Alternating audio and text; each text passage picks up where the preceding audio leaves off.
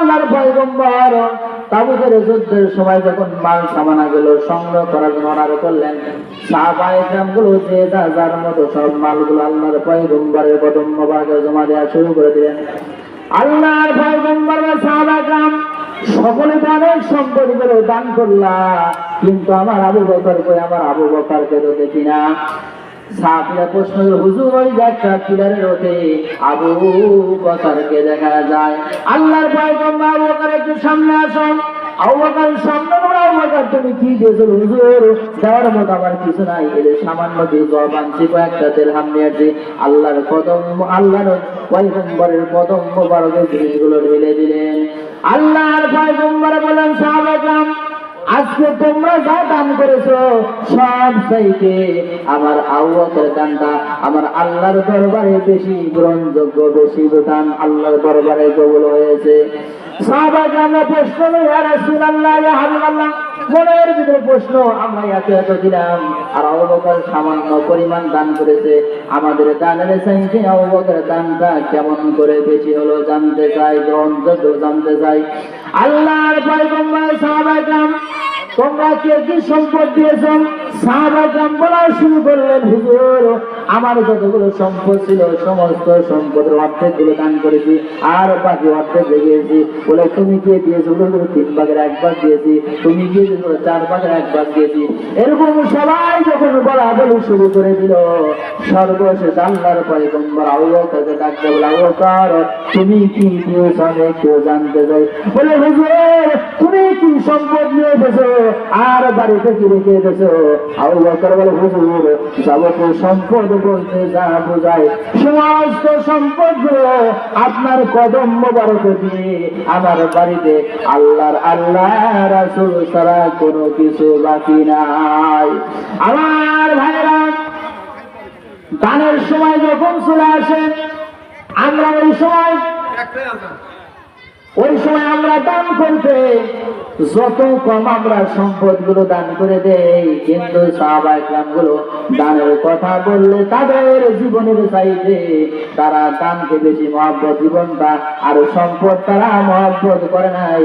আমার পয়গম্বরের কদম মোবারকে তারা দিয়ে দিয়েছেন। আমার ভাইরা, তবুকের যুদ্ধের সময় যখন সাহাবায়ে কেরাম প্রস্তুত হয়ে গেলেন, আল্লাহর পয়গম্বরের কাছে যে আব্দুল্লাহ বলে, হুজুর আমাকে জন্য একটু দোয়া করে আমি যেন যুদ্ধে শহীদ হতে পারি। এরপর আব্দুল্লাহর পয়গম্বর, আব্দুল্লাহ রে একটা গাছের বাকল নিয়ে এসো। আব্দুল্লাহ যখন একটা বাকল নিয়ে আসলেন, আসার সঙ্গে সঙ্গে আল্লাহর পয়গম্বর পড়ে দিয়ে বলেন, আল্লাহ আর তুমি বলো আল্লাহ আর আব্দুল্লাহর জন্য তারপরে বর্ষের রক্তগুলো আরাম করে দিলাম।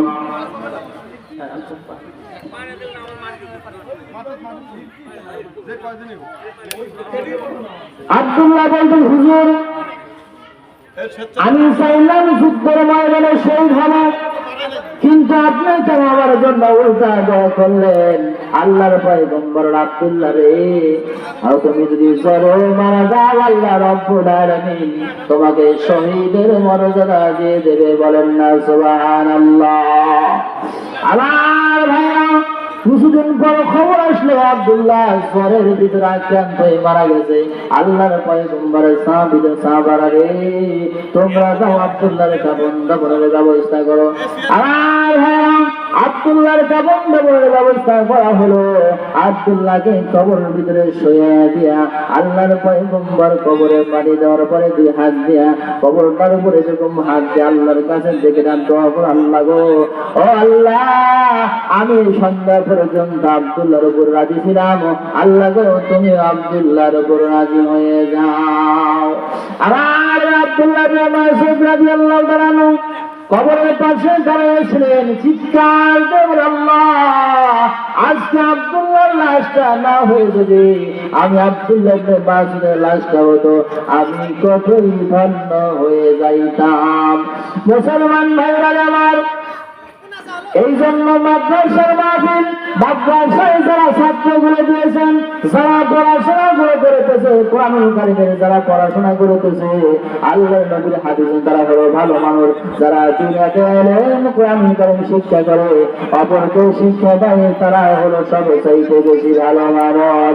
মুসলমান ভাইরা আমার, এক একটা অক্ষর যখন বান্দা কোরআনুল কারীমের তেলাওয়াত করে, সঙ্গে সঙ্গে বান্দার আমলনামায় 10টি করে নেকি লেখা শুরু হয়ে যায়। আর আমরা এমনও কপাল পড়া কিছু মুসলমান আছি, আল্লাহর কোরআনুল কারীমের শিক্ষা পর্যন্ত আমরা করতে পারি না। যাই হোক, আজানের সময় হয়ে গেছে, ইনশাল্লাহ আজান হবে, এরপরে এখানে নামাজ হবে, এরপরে নামাজের পরে আমাদের একটা বিশেষ নামাজ হবে। নামাজের পরে আমাদের আকাঙ্ক্ষিত মেহমান, আমাদের প্রিয় বক্তা, আমাদের উস্তাদ আলহাজ মুফতি মাওলানা মোহাম্মদ বজলুর রশিদ সাহেব আমাদের মাঝে কোরআন হাদিস থেকে বক্তব্য রাখবেন। এই জন্য আমরা এলাকাবাসীকে দৃষ্টি আকর্ষণ করছি, আপনারা যে যেখানে থাকেন না কেন সকলেই অবিলম্বে মাদ্রাসায় এসে উপস্থিত হবেন। আমাদের নামাজের পরে ধারাবাহিক আলোচনা শুরু হবে। হুজুর আমাদের মাঝে এসে পৌঁছে গেছেন। আমাদের সেই প্রধান মেহমান মুফতি বজলুর রশিদ সাহেব আমাদের মাঝে এসে উপস্থিত হয়েছে। কাজে আপনার বাড়িতে বিভিন্ন জায়গায় ঘোরাফেরা না করে আপনি এসে বসে যাবেন ইনশাআল্লাহ। আসসালামু আলাইকুম ওয়া রাহমাতুল্লাহ। লাইভ কোন দা বাডনেস কি হবে এক লাইভ কার কার আছে মাইক্রোফোন দিল মাইক্রোফোন